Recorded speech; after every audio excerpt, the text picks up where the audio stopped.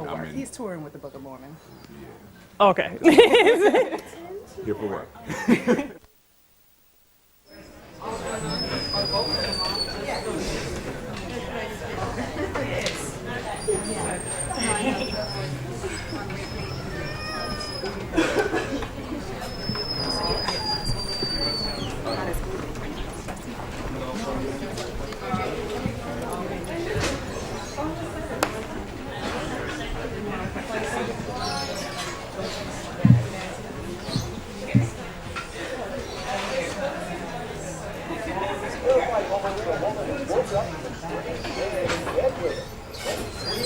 His brother rushed in to help and tried to fight the offender off. But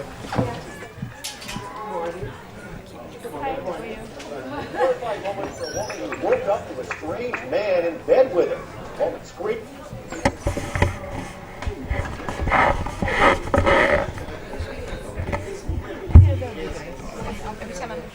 Mic check.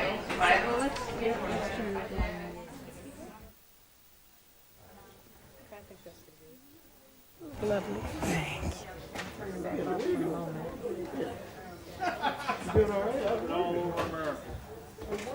It's only 11:06. I just saw Judy Davenport.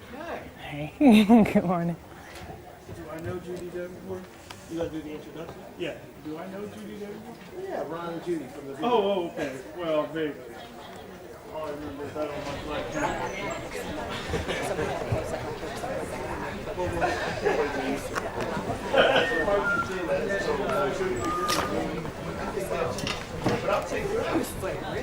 Well, you might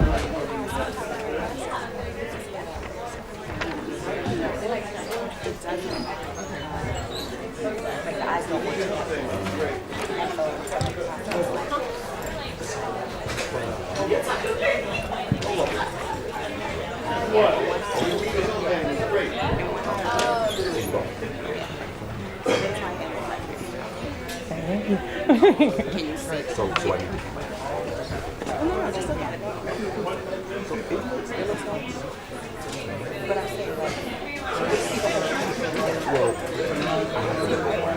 Right, okay. But not. No, I'm right.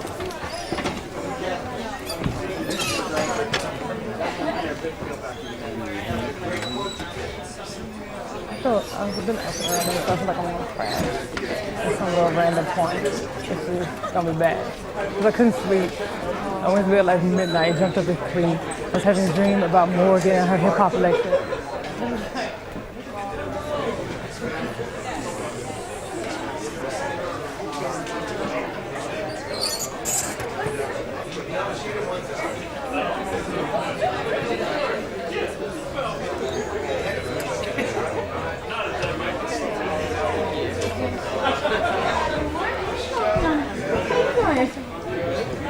I'm good.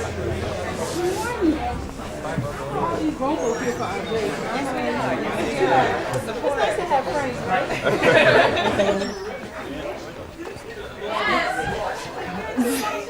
Good morning, everybody. Good morning, everybody. Good morning. Good morning. Just a quick announcement for you. Someone asked the question. The first paper prompt asks us to engage Wilson, Massey, and Denton and King. However, in the syllabus, I have Massey and Denton crossed out and King crossed out. Are we still supposed to engage those if we do the first prompt? So my answer is this. If a reading is covered in lecture, then it's still fair game for the final exam, even if it's not part of section discussion. So Massey and Denton was discussed in great detail in the lecture, so you should be familiar with it. Secondly, the Deborah King text actually deals with gender in class, and it's only 9 pages long. So yes, you must engage both Massey and Denton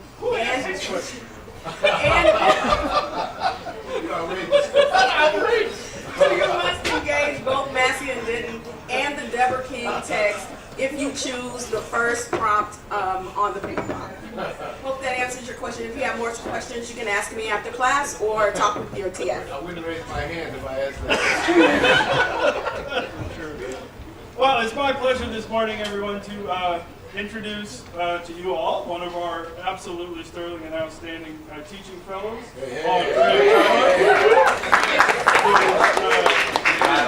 stepping up front this morning, who hails from Memphis, Tennessee, graduated from Harvard College in 2010 with a concentration in government and African American studies.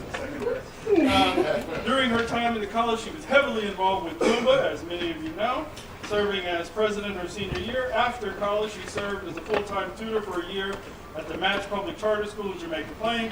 She is currently a third-year law student here at the law school.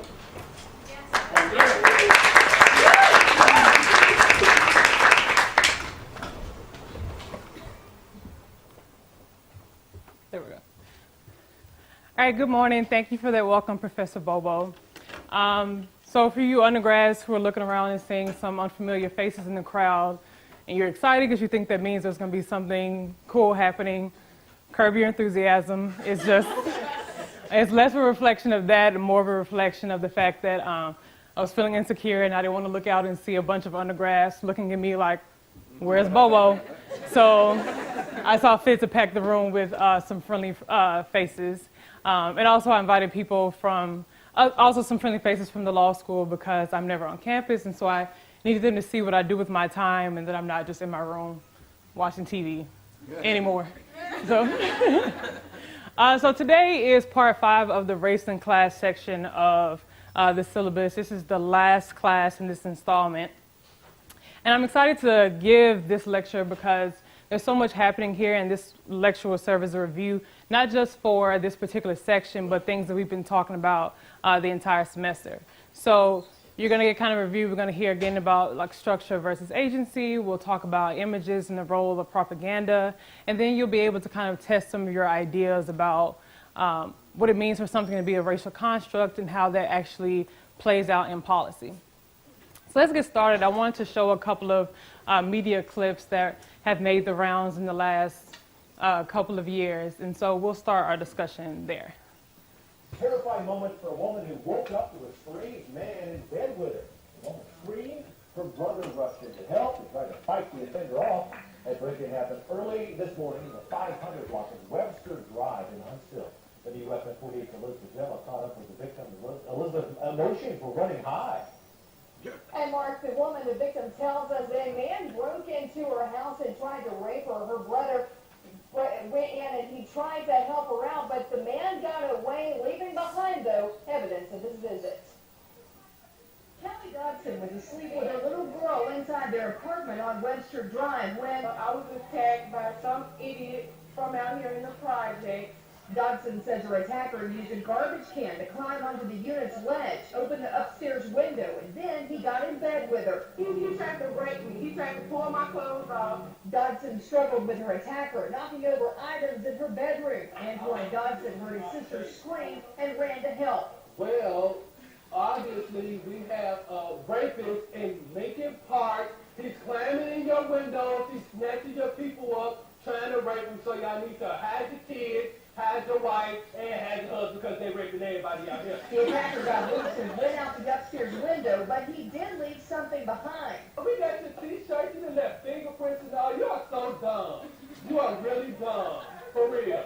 A crime scene investigator photographed and dusted for prints on the lid of the garbage can and the window pane and ledge. Dodson says he's never seen the perp before, but sends this warning to whoever is responsible. You don't have to come and confess that you did. We're looking for you. We gonna find you. I'm letting you know now, so you can run and tell that, homeboy. All right, so this is Anton Dodson, and here's our second one. Describes her horrifying experience when she first realized the complex was on fire. Well, I woke up to go get me a cold pop, but then I thought somebody was barbecuing. I said, oh Lord Jesus, it's a fire. Then I ran out, I didn't grab no shoes or nothing, Jesus. I ran for my life. And then the smoke got me. I got bronchitis. Ain't nobody got time for that. So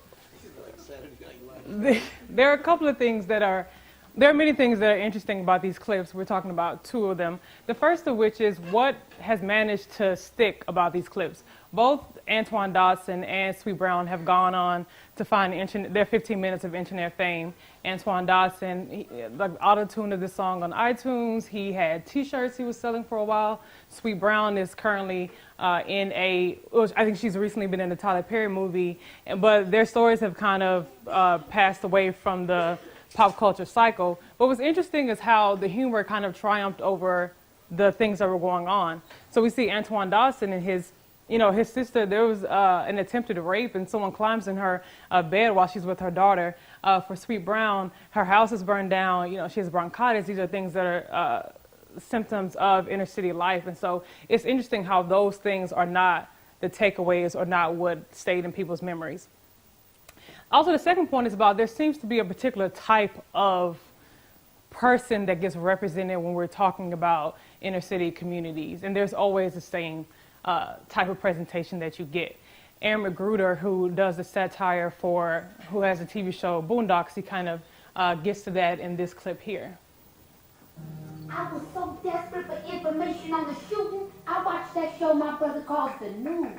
Oh, shit! Oh, nigga, I seen it. I seen the whole thing, nigga. You should have seen that shit. I saw it. Oh, great. Black eyewitness man.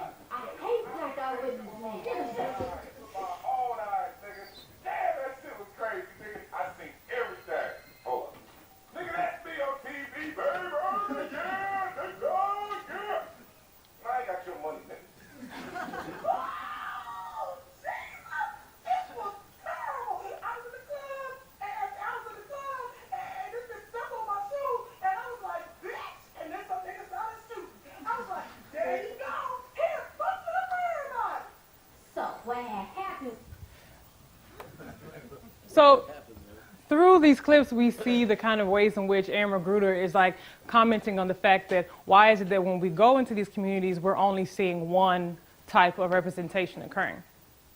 And it's interesting because we can draw parallels here between the propaganda that we were talking about early in this semester, these type of images and caricatures of black people that were being used to kind of other this type of community away from mainstream society.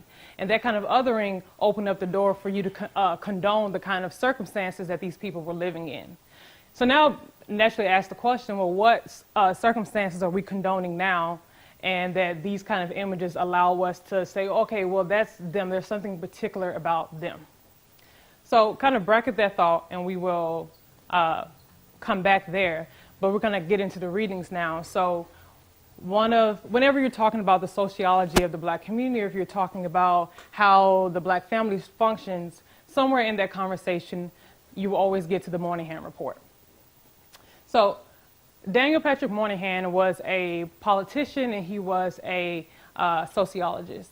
He came to DC in 1960 with the election of Kennedy, and he was the Assistant Secretary of Labor. After Kennedy was assassinated, he was still the Assistant Secretary of Labor for Johnson for a brief period of time. And we'll get into that more later. So a little more about Moynihan. He grew up in a single-parent household. He was a low-income community, and his family benefited a lot from the New Deal programs. And so he saw firsthand the ways in which the government could step in and alleviate some of the issues of poverty. Also, he had an interest in minority communities. Long before we got the whiteness studies coming out speaking about the ways that German and Jewish communities kind of shed their kind of ethnic backgrounds and assimilated into this idea of white culture, he was kind of one of the people on the early fringes of that. He was one of the ones who started thinking about how minorities have to assimilate into mainstream white culture to be successful. So naturally, an interest in minority communities and in lower income communities, he was going to have something to say about the black community. And when he was working for Johnson, he published this report here, The Negro Family, the Case for National Action, which is now infamously known as the Moynihan Report. So when he was working for Johnson, Johnson had an interest in, he was revving up his War on Poverty campaign, and he went to Howard University, which is a historically black college in DC, and he gave a speech about the ways in which the government was failing, the black community and how they had a lot to do to remedy some of the evils that had happened. And he relied heavily on this report. After the speech, to this day, no one knows who did this, but someone leaked this report to journalists. And so journalists started publishing some of the inflammatory language that was there, but the report itself was not published at this time. So what are some of the things that it said? He says, in essence, the Negro community has been forced into a matriarchal structure which, because it is too out of line with the rest of American society, seriously retards the progress of the group as a whole and imposes a crushing burden on the Negro male and, in consequence, on a great many Negro women as well. And then towards the end of his report, he says, at the center of the tangle of pathology is the weakness of the family structure. Once or twice removed, it will be found to be the principal source of the most aberrant, inadequate, or antisocial behavior that did not establish, but now serves to perpetuate the cycle of poverty and deprivation. So I've highlighted some of the language that I imagine was what made its way into the media reports. And as you can see, with this report coming out in 1965, this was a real bad time for this kind of language to be circulating, where at the advent of the Black Power movement, and the last thing black males want to hear about is how they've been disempowered and disenfranchised to the point that they've become an ineffective member of their families and their societies. We also have a wave of feminism happening, and black women don't want to hear about how they are the reason, as the sole breadwinner and head of the household, how that fact is going to be that the black community is essentially going to crumble at some point due to their efforts. So all this is going on, and Moynihan is catching a lot of flack for this report. And the report was actually released in 1967. It was printed for the first time, but by that point it was too late. Moynihan had already been labeled sexist and a racist. But we see what happened in 2009, Massey and Simpson, who I just referenced on this previous slide, they came out with an article called Moynihan Redux, Legacies and Lessons. And they try to kind of recharacterize Moynihan and put him in context. They say, let's talk about a few things. The first of which is, he is the Assistant Secretary of Labor. So whatever his goal was to achieve something for labor. And his goal was to get the government to make jobs for black men. So inherently there's a structural argument happening. The entire thing is a structural argument. But then also, when we look at his comments in context, they say his core argument is very simple. Whenever males in a population subgroup lack widespread access to jobs, decent earnings, and other forms of socially rewarded status, and they don't get it, single parenthood will increase, and there will be negative side effects on women and children. He says this is not just something that happens in black communities. It happens in any kind of population of a subgroup this will happen for them. The difference here in America, because of the history of slavery and Jim Crow, it has a racial tint, but that is not because of something particular to black people. Well, so I've explained what happened on the national stage, but maybe something different happened because this was a policy memo, and so it's important to look at what was happening inside the administration. Well, Johnson, in a clearly political mood, just distanced himself from Moynihan and said, no, I'm going to move away from that, and he ultimately discredited him, disowned him. And as far as the war on poverty, he did try to do job training, but he ultimately didn't do what Moynihan asked him to do, which is like, no, there just needs to be more jobs. You need to expand the pie and have more jobs for black men. So Moynihan gets frustrated and he leaves the administration upset and frustrated, but he came back in 1979 with the 1970 with the Nixon administration. And he was his counselor to the president for urban affairs. With someone like Moynihan, you wonder what kind of effect he had on Nixon, and not so well. It didn't take. Since Nixon's tapes have been released, some of his commentary about black people have come into public knowledge. He says a few things. I'm going to read a couple of his quotes. He says, I have the greatest affection for them, being black people, but I know they're not going to make it 500 years. The Mexicans are a different cup of tea. They have a heritage. At the present time, they steal. They're dishonest, but they do have some concept of family life. They don't live like a bunch of dogs, which the Negroes do live like. And then at a different time, he made comments about how he's going to keep the Negro bastards on the welfare rolls, regardless of what people like Pat Moynihan said. So this is particularly interesting to me because in the same person, he's putting these structural forces in play to ensure that black people won't ever fully be a part of society. But then in the next breath makes a comment about the kind of essential nature of black people to have negative qualities and not be able to function in society. So that's just how racism works, and that's very interesting to me. But also, from what we see what happened with Nixon and Johnson, ultimately we can say that the Moynihan Report was a failure in the sense that it didn't do what it intended to do, which was to create and open these jobs access for black men and the family by extension. But now, and all that we got left after that was this kind of rhetoric about a deep kind of psychological issue within the black community. So now it's 2014 and we have a black president and he's liberal, and so naturally we assume that something was different here, and quite possibly there is something different with the election of Barack Obama. And we want to kind of look at the way he speaks to, for, and about black people. But today we're kind of focusing more on how he speaks to black people, and we're going to analyze his comments through the commentary of these two gentlemen. In the top right corner we have Jonathan Chait, who is the senior editor at The New Yorker, and then Ta-Nehisi Coates, who is a senior editor at The Atlantic, also a visiting professor at MIT. Before we get too heavily into their conversation, I just wanted to read you guys a few of the things that Obama has said when speaking to the black community. After Hadiah Pendleton died and he went to New York, he went back to Chicago, he gave a speech and he said, for a lot of young boys and young men in particular, they don't see an example of fathers or grandfathers, uncles who are in a position to support families and be held up in respect. And so that means that this is not just a gun issue. It's also an issue of the kinds of communities that we're building. When a child opens fire on another child, there's a hole in that child's heart that government can't fill. Only community and parents and teachers and clergy can fill that hole. Last year, he gave the address at Morehouse's graduation, and he says, I have to confess, sometimes I wrote off my own failings as just another example of the world trying to keep a black man down. But one of the things you've learned over the last 4 years is there is no longer any room for excuses.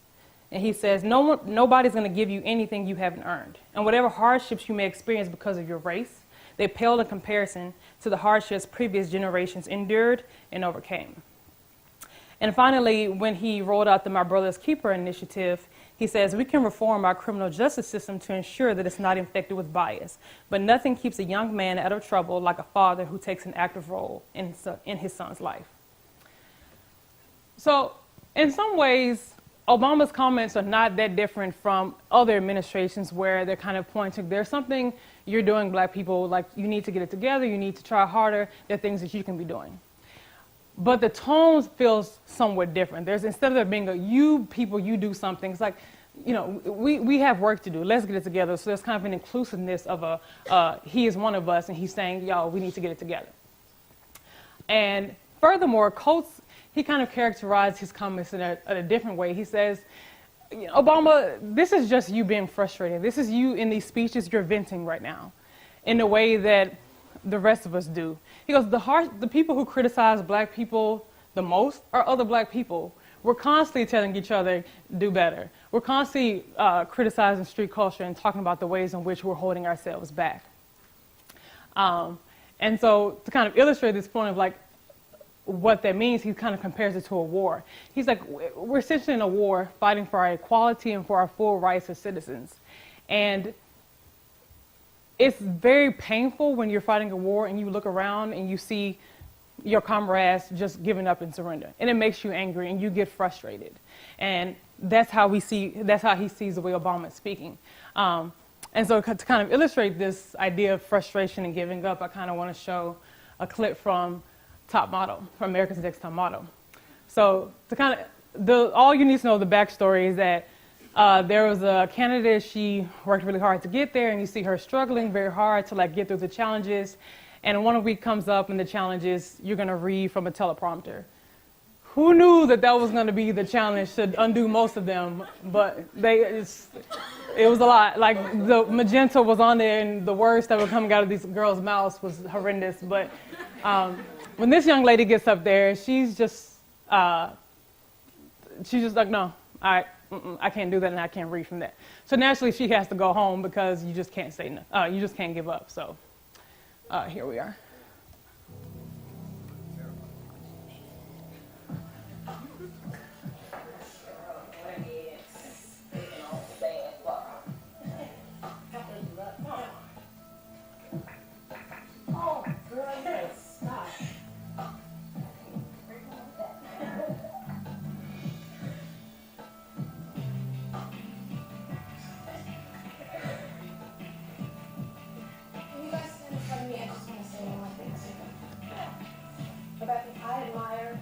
Emotion right now, it shows me that this was something that's very important to you. Tiffany, I'm extremely disappointed in you. This is a joke to you. You've been through anger management. You've been through your grandmother getting her lights turned off to buy you a swimsuit for this competition. And you go over there and you joke and you laugh. This is serious to these girls. And this should be serious to you. Looks can be deceiving. I'm hurt. I am. But I can't change it, Tyra. I think... You can't change what? I'm sick of crying about stuff that I cannot change. I'm sick of being disappointed. I'm sick of all of it. I'm not. I ain't sick of being disappointed. No, you're not. If you were sick of being disappointed, you would stand up and you would take control of your destiny. Do you know that you have a possibility to win? Do you know that all of America is rooting for you? Do you know that? And then you come in and you treat this like a joke? You come here and look at that and say, I can't read that. You read 10 times better than half of those girls over there. Yeah. And you come here with a defeatist attitude. I don't have a bad attitude. Maybe I am angry inside. I've been through stuff, so I'm angry. Yes. But it's not be quiet. But everybody be quiet. That's what it's wrong to be. Stop it! I have never in my life yelled at a girl like this. When my mother yelled at this, it's because she loves me. I was rooting for you. We were all rooting for you. How dare you? Learn something from this. You go to bed at night, you lay there, you take responsibility for yourself. Because nobody's going to take responsibility for you. You roll in your eyes and act like this because you've heard it all before. You've heard it all before. You don't know where the hell I come from. You have no idea what I've been through. But I'm not a victim. I grow from it and I learn. Take responsibility for yourself.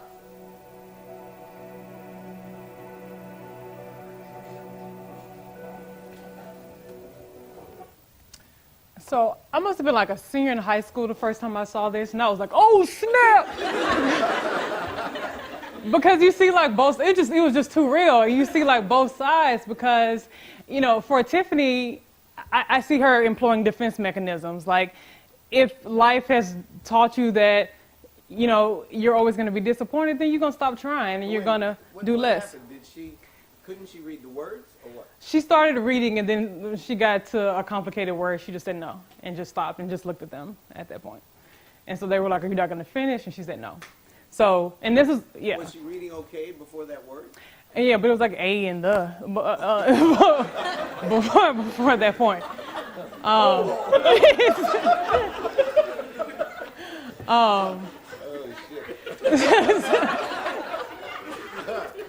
So you see why, you understand how she's got to this place where she feels like she doesn't want to try.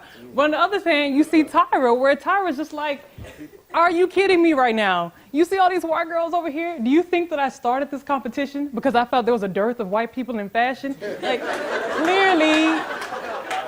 clearly she's like trying to like give minorities and give people an opportunity, but she's like, I can't, like I just can't give you the competition, Tiffany. I can't just hand it to you. You're gonna have to meet me halfway on this. Like, try.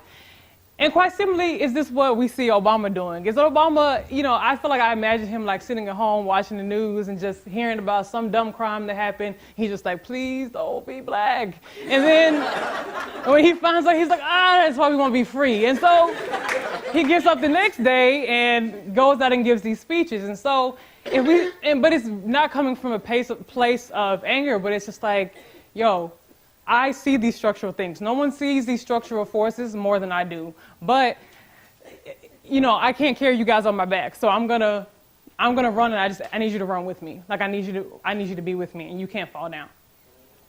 So we see it from that context, and the question is this a legitimate way for Obama to function?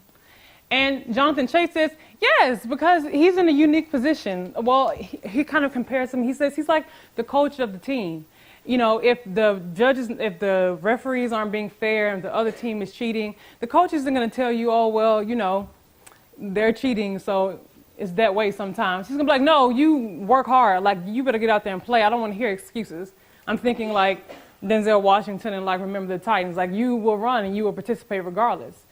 And that's just, and he can say that because he is a black man in America, but he's also in a position to speak to these young men. So yes, it's completely fine. Ta-Nehisi Coates says, no. Speaking of black people not giving each other slack, Coates is like, no, that's completely unacceptable for him to be doing that for a few reasons.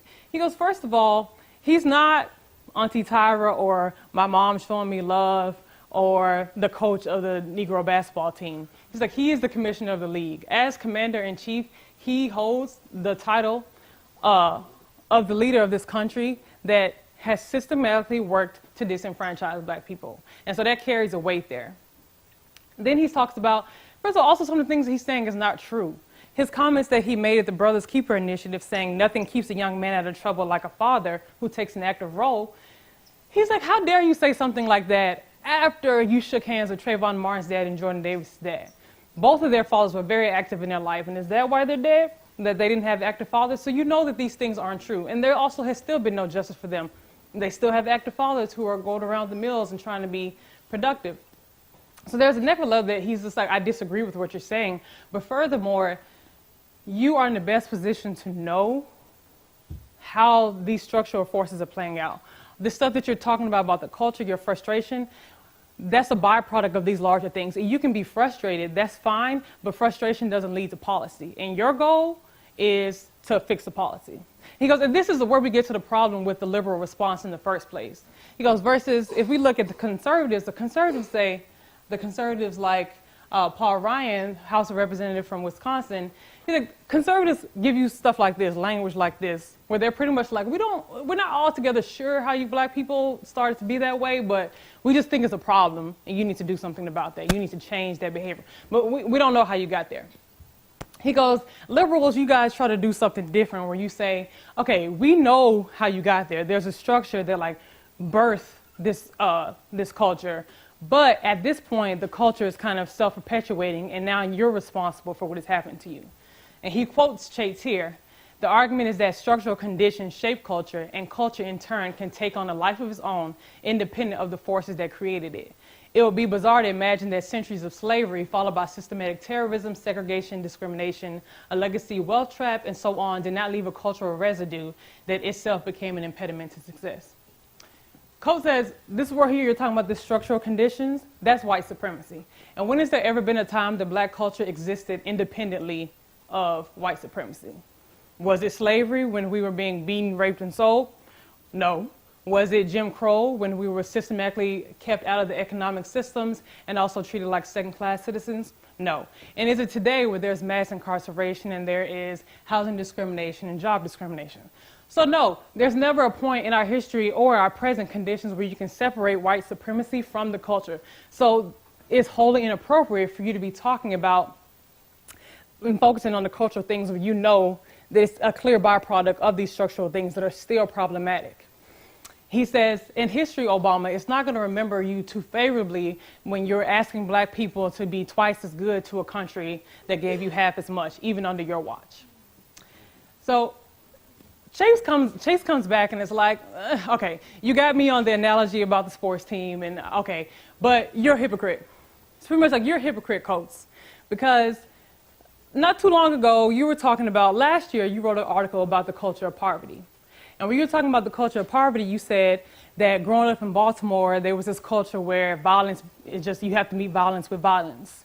And that kind of like hood stuff that you couldn't shake, it almost cost you your job because you almost got into a fist fight with another reporter, and you realized the ways in which the culture was like still controlling the way you function. He goes, and even somebody as brilliant as you almost got sideswiped by your culture. So And you called the article The Culture of Poverty, and now here you're saying that there is no culture of poverty. And everybody knows that there's a culture of poverty because look at the Harlem Children's Zone, which he describes as Harlem Children's Zone kind of provides a shield where we teach these kids middle-class values. So we're going to come back to that. Also, Harlem Children's Zone is a school is in New York. It's run by Jeffrey Canada, but it's kind of a holistic. Their understanding is that there's so many other things that kind of affect the day-to-day life. So you can't just say, okay, come to school and you're going to get a good education. It's like, no, there needs to be like pre-K, there needs to be help with parents and parenting there. So they really try to like control for all aspects of your life. And they've been pretty successful. But we're going to come back to this idea of like teaching them middle-class values. Because Coates says, hold on, when were we talking about the culture of poverty? When did I say that there was no culture of poverty? So he goes back to Chase's argument, and Chase says two things. He goes, Coates disputes in his words the notion that black culture is part of the problem. And therefore, there's no such thing as a culture of poverty. The thing is, this argument doesn't naturally flow from here to here. If I had like better PowerPoint skills, I would have like, something cool would have happened where these things would have expanded. It would have been like, anyway, the point is like the argument doesn't flow from here to here. And so my question to you guys is, what is the logical leap that's being made here? How can you go from saying black culture is not a part of the problem to concluding that he says there's no such thing as a culture of poverty?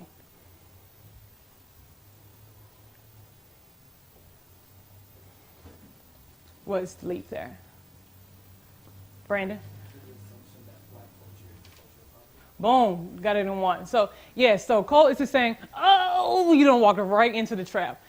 You're saying the only way that you can make this argument work is if you feel like culture of poverty and black culture are one and the same. And to me, like this, and he goes, and this is the whole problem. This is the whole shebang. This is everything right here. This particular conversation is important to me on many levels. One, personally, it reminded me of a time in high school. I was telling someone about where my high school English teacher, we were at the end of senior year, and he's has nothing else for us to do. And one day we were talking, and he just like, you know what everyone's going to do? Everyone's going to write an essay on black culture. And I was just like, no, Jesus, no. This is not going to turn out well for me. I see this for a few reasons, one of which is that as one of the only black people in my class, and people felt like I was the authority on blackness, people want to come talk to me about their essays on black culture. And I didn't want to hear about it because these are my friends, and so I can't, like, if you say something offensive, there's really nothing I can do. The school is small. Not the school, but the classes are small, and so I have to get over it, so I'd rather not hear it. So one of my friends was like, Andrea, can I just, no. Can I just read you? No. I was just going to say that, like, black culture is like food is a big part. That's why everybody's so round. I'm like, no, like this. I said, no, don't tell me these things. But furthermore, I knew that I was going to have an issue with actually writing the paper because I knew what my white teacher who worked at a school that was predominantly black, but he only taught maybe 4 or 5 black kids because of the honors and AP classes. I knew what his interpretation of black culture was going to be. And that definition wasn't going to include me. And I'm not going to write myself out of my own history, so I had to write what I thought. And I don't even remember what I said, but I remember that everyone who wrote about drinking 40s and spinning rims got A's, and I got a D. And my comment was, you're too close to be able to objectively speak to your own community. And so I didn't even contest it because at the time I couldn't articulate the problem where instinctively I had this feeling of like, what you're saying about this ghetto culture, I don't think that that's black culture, but I didn't have the language at the time to kind of put that together for him. And so I appreciate the kind of discourse that's being had between Chase and Coates, and also classes like this where you can kind of gain that vocabulary to kind of respond to those kind of microaggressions. But to come back, Coates says, and he just kind of really explains this, not just in this article, but in the article where he talks about the culture of poverty, he makes a lot of excellent points.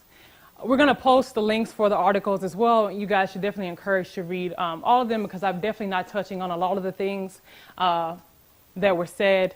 And, you know, there's other commentaries on the discussion, so you should look at those as well.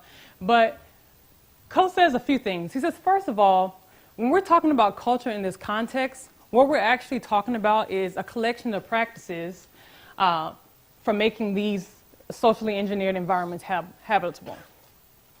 And so when we say that we have a problem with culture, what we're actually saying is that we're having a problem with code switching. The rules that guide you in community A may not be the same things that you need in B to function in community B. You may need a different set of skills to get you from, or to maintain you once you get to community B. But that doesn't mean that community A is inherently flawed in some way. So he goes back to Chait, and Chait is like, he goes, the way you're kind of describing me kind of succumbing to some kind of this negative culture of poverty, everything about the culture of poverty is not inherently negative. Not poverty itself. He's like, poverty is a problem, but some of the cultures that come out of it, some of the practices, they're not inherently bad. They just necessarily don't fit in this particular society that we're talking about.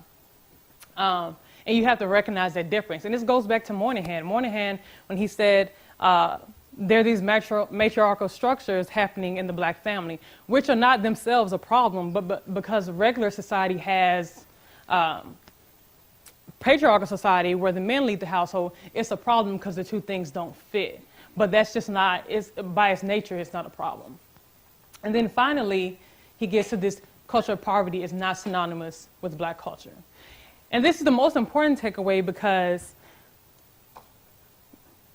if we see that, if you come to the conclusion and say, okay, culture of poverty, the values and the practices that are coming out of this culture are a problem and they need to change, then your goal should be to fix the structural issues that create those things, to dismantle those shanty towns and those, as from the readings they talked about, like these hyper ghettos and job discrimination and kind of isolating these people in these ghettos where they're having no access to the broader society. If you think that this is a problem, then you have to dismantle it from a structural level. But we can't do that if we're constantly trying to put a race to these issues. So if we're making this a black problem and saying, oh, but that's what they do and that's what they're like, and that's just something about them, then you're more liable, more likely to condone that kind of behavior. You know, so and Coates says, only if black people are somehow undeserving can a just society tolerate a yawning wealth gap, a two-tier job market, and persistent housing discrimination. Which in other words means if you felt like in the 19th century that white supremacy was responsible for the things happening in the black community, and for the reason why the black community wasn't where it should be. And if you felt like white supremacy was still the case in 1950s and 1960s and the 70s, then you should still feel that way today. Because not a whole lot has changed. The black community has not reached the promised land of sorts. And we do ourselves a disservice by confusing marginal gains with victory. The war is still raging on, and we have to kind of pull the ranks together, press the attack, and realize that the enemy remains the same. So what I wanted to do was like end the way Professor Gates does and start speaking slow and say something real deep. But it wasn't working out when I tried it this morning. So we're just gonna we're gonna end here and we can go to questions. So.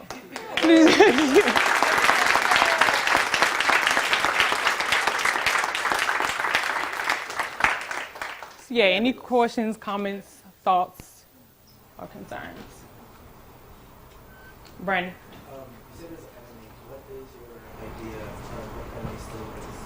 I think I agree with Cole's where like he says, it's white supremacy. And that doesn't necessarily mean that everyone in it is actively being like, I hate you black people and we're going to go out and rally tonight and kill some people, but more of this idea of like, you feel that there's still this idea that there's something deficient in black people that is creating the kind of conditions they're in, instead of acknowledging that no, there are actually structural things that are that is doing this work, and it is never divorced from the behaviors that we see within these communities. Sharice. So do either of them make a claim for what Obama has done for black people? Are they saying that Obama has done something for black people? And if so, what? Well, Chase doesn't really get into it. Coach is pretty much like, we're still in the same place where we were under these prior administrations. So I think Coach is definitely of the opinion that like, you ain't really done a whole lot. So that's another problem with you kind of making these comments about black people. And I think he's getting to this idea of when we talk about, I think the thing is like, when you talk about relationships, they say, relationships without expectations are patronizing, but expectations without relationships are demoralizing in a sense. And so here we have expectations, but like no relationship that's happening, that's going on. So you haven't fostered a relationship and you actively aren't doing things for them. So you're definitely not in a place to speak on this right now. Professor Bubba. Oh. Well, go ahead. Do that. Margaret. Do you think that Coach would say the same thing that he said about Obama about Tyra? I think I kind of think it, well, in a distant thing. So in one way, in the sense of like, yes, you're a person in power, and you should kind of appreciate what's happening here, and maybe that wasn't the forum for you to express that. But I think there's still a difference because the power that Tyra wields was like a one-year modeling contract. Like she really wasn't dealing with a whole lot of power. But I think his also thing is like, Obama, you are standing on a legacy and a current act of oppression right here. And that's a serious, serious thing that's happening there. And that's distinct from somebody in your neighborhood, you know, doing something here. And in the sense of like, if my auntie yells at me and it's like, you better get it together, that's a different thing where this is the president of this particular country saying something. Yeah, so this goes almost exactly to my question, which is great. So, what is Obama to do then in a political context in which a huge fraction of the population accepts this as a description of the reality? How does he accomplish anything politically by simply giving everyone a structural story? As opposed to, wait, this being, which what? Sorry. Culture of poverty. So if everyone and accepts, black culture. If everyone accepts that, including black people. If a huge fraction of the voting public that hold him accountable. Well, I think Coach is saying that you don't need to be reinforcing that. So while you continue but how does he accomplish anything politically if he doesn't speak to that view? Already addressing them. I mean, so I think when I took your class, this on this particular What's the answer? on this particular lecture, I think your response was like he talked. Then you're saying that like you have to acknowledge both of them, and it's fine if he acknowledges both of them. But I was with you at the time, but I think that at this point, I think at this point I've been swayed because we don't need other people talking about this. Like there's not a dearth of responses about how those two things are the same. And so maybe it'd be better if the president spend his time from his place where he knows and talking about the ways in which these structural issues, because he knows it best, and he should actually be working towards these things. Yes. Isn't one of our points in this class that there is no such thing as a black culture? Yes. Right. That we're putting that term under, we're interrogating that term. That there are different cultures within the African American community. Mm-hmm. So I want you to talk a little bit about that. So that, like, culture poverty, black synonymous with black, of course, because we have the largest black upper middle class we've ever had in history. We have black cultures, and we always have had black cultures, even back in slavery. So what's your take? What's your judgment? What's your call? Well, I think the point is that, so we're talking about like black culture is not, they're not one and the same. I think that when people say that they're one and the same, it's kind of under-inclusive of the black community. And so it's not to say that for some people those two things are one and the same, but it's not true for everyone. But also, even if it was true for some people, like that is their black experience, I think that's more of a function of them. That is their experience as being involved in this culture of poverty. So like, I don't say this like because you are black, you are having this experience. More like it just so happens that you're also black, but not also so happens because there is a culture of poverty. You're saying? No, I do think there's a culture of poverty. And I think that Coase also is saying that too, is that there is a culture of poverty. He's just saying that those two things are not the same, and so you have to watch your language about how you're conflating the two. And also, in response, Chase does come. He does give a response to this, and you take it as it is. He basically says like, "Oh, Coates, you're mischaracterizing me. I totally didn't say that." I feel like he did, but I think that he just kind of misspoke there, and that wasn't his intention. Yes. In light of that, is there a universally applicable definition of black culture? I don't think so. So I think what you hear around here a lot, and what I've adopted, is when people say, if you're black, you are black, therefore you have an experience. Or as Professor Gay said, I don't remember your number, but like there's like a million ways to be black. 42. 42 ways, particularly to be black. Sam? I would even go further than saying that culture of poverty is not inherently inferior to the culture of privilege, and you know, argue that it's actually allows that the culture of poverty creates cultural resources for people living in poverty to be resilient in a way that in the culture of privilege people don't have those cultural resources, and maybe that culture of poverty is what gives people agency, or people are creating their own agency, and that maybe it's even positive things. So not to say it's not inferior, but even more full of resources than the culture of privilege, even though they're non-economic resources. Yeah, but I think that gets, well, one, I expected this from you, and I was waiting on your comment. But also, I think, yeah, that's his point, where it's like there are benefits that are outside of the paradigm of economic benefit. And that is something that we as a culture in mainstream, we're obsessed with, but there are other values that you can advocate for, and it's just really hard to feel empowered in that and being like, no, I had valuable cultural practices that I have that just may not line up with what mainstream is doing. And I think that for a lot of people who are kind of what the literature calls cultural straddlers, like standing in the gap between two different cultures, you're constantly trying to battle like, oh, is this, do I keep this or do I shed this?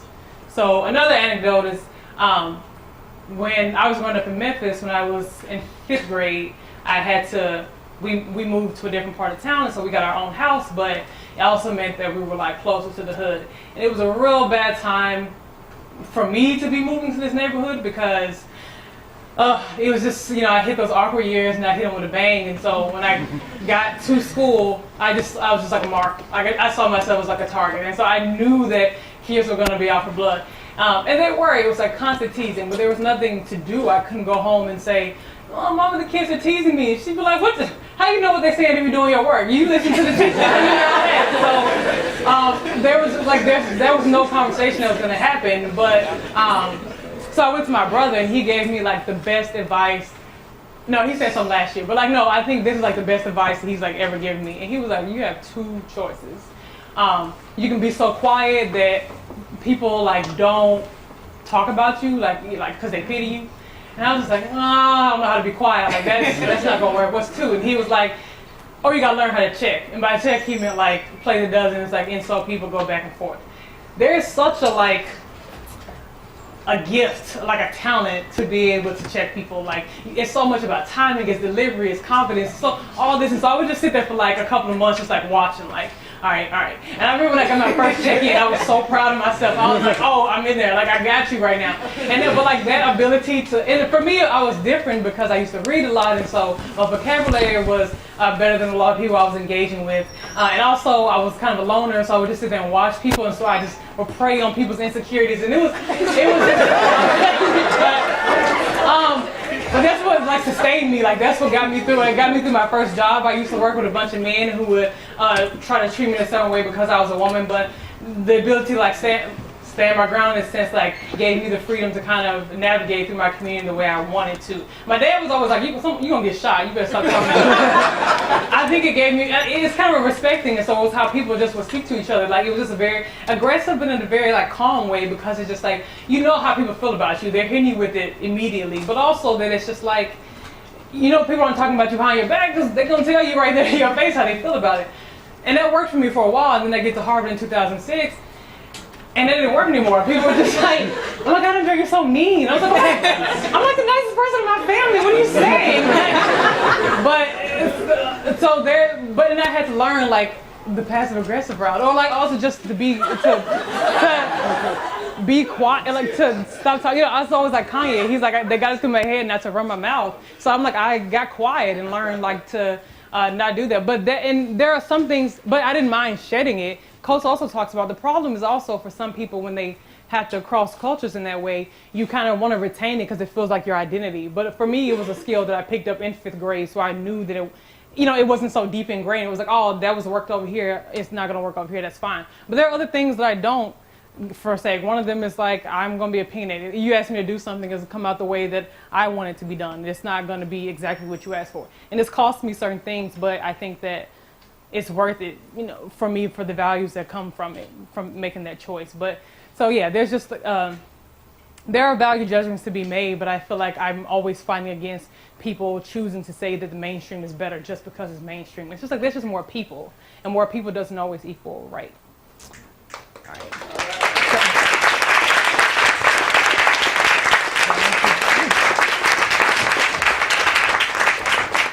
Great job, dear. Thank you. I have like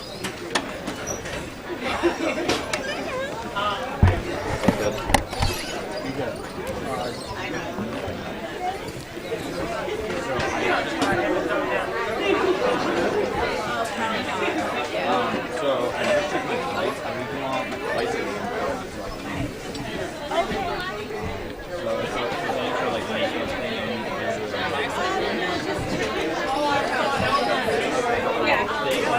Sorry. Yeah, practicing. All right.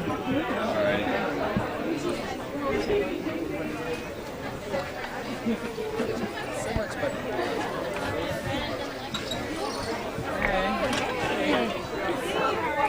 I could have sworn I saw you today.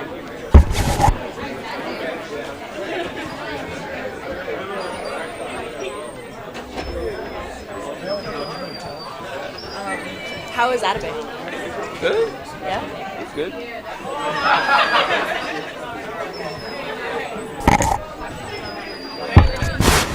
I'm waiting for her.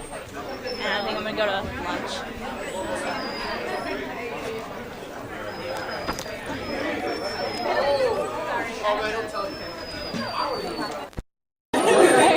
That's what I expected. Thanks.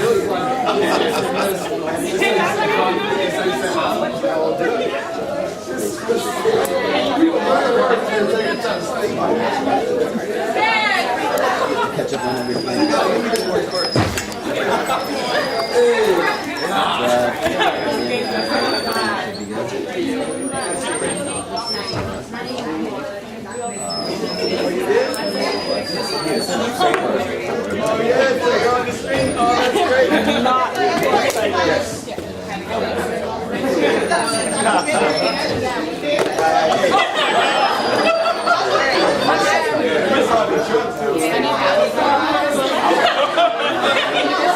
I don't know if you got the film. I spent a good portion yesterday so just trying to sleep it off.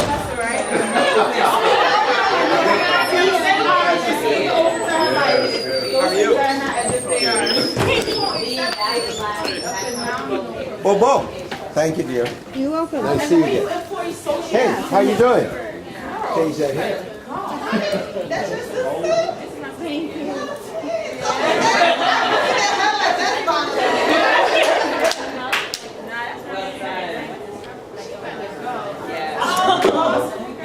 I got your email. I'm like, yeah. So we were undergrad together. I'm at the Divinity School. Oh, okay. So yeah, I was like, I'm in the zone right now, but I can't, but I will. So I'm interested in arts industry. So maybe church one day in the future, but I'm interested in Yeah, you told me that because y'all have the same midterm. The thing that brings us all together is an organization called Sociology.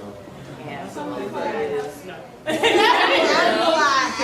on a base level, but it's really just an organization, it's a community organization. Right, I'll see you at graduation. Undergrad, all Hi, that. just say that to us. Cuba dance. All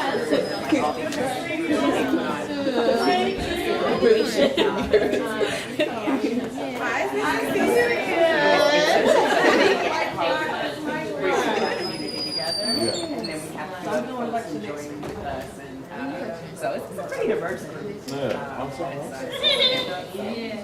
Yeah, no, that's family. You know, Hi. You look familiar. I've been hanging around the edges for a couple decades now. A couple of decades. Yeah. I just celebrated 15 2 years ago. Really? Okay, I'm